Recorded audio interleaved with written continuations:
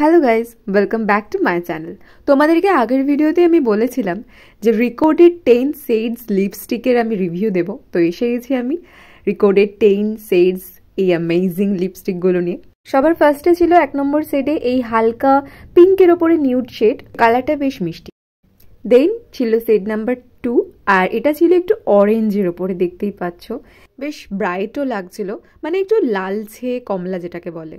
দেন তারপরে ছিল shade number 3তে এই কালারটা, এটা পুরোপুরিভাবেই একটা নিউড কালার, দেখতেই পাচ্ছ। আমার কিন্তু এটা সেরা লেগেছে, খুব মিষ্টি, আর এই শেডটা ডেলি ইউজের জন্য একদম পারফেক্ট। দেন শেড নাম্বার 4এ ছিল এই পিঙ্ক কালারটা, দেখতেই পাচ্ছ খুব একটা লাইট কালারও নয়, আবার খুব যে ডার্ক তাও নয়, বেশ ভালো।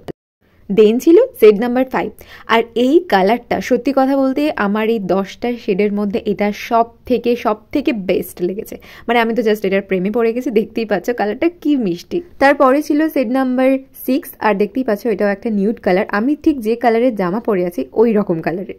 দেন 7 নম্বর শেডে ছিল এই নিউড কালারটা, এটাও আগেরটারই মতো খানিকটা, পুরোটা নয় তবে খানিকটা, এটাও কিন্তু বেশ সুন্দর। এই লিপস্টিকটা অ্যাপ্লাই করার পর মনেই হচ্ছে না আমি ছোট লিপস্টিক দিয়েছি। তারপরে ছিল 8 নম্বর শেডে এই রেড কালার লিপস্টিকটা, একদম প্রপার রেড যেটাকে বলে সেটা।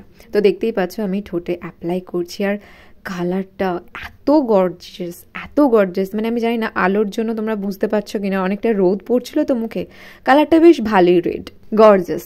দেন অ্যাপ্লাই করলাম 9 নম্বর শেড, আর দেখতেই পাচ্ছ এটা হচ্ছে একদম বেবি পিঙ্ক কালার যাকে বলে, এটাও খুব মিষ্টি, কিন্তু আমার স্কিন টোনের সাথে হয়তো যাচ্ছিল না, তাই আমার ভালো লাগেনি এই কালারটা খুব একটা।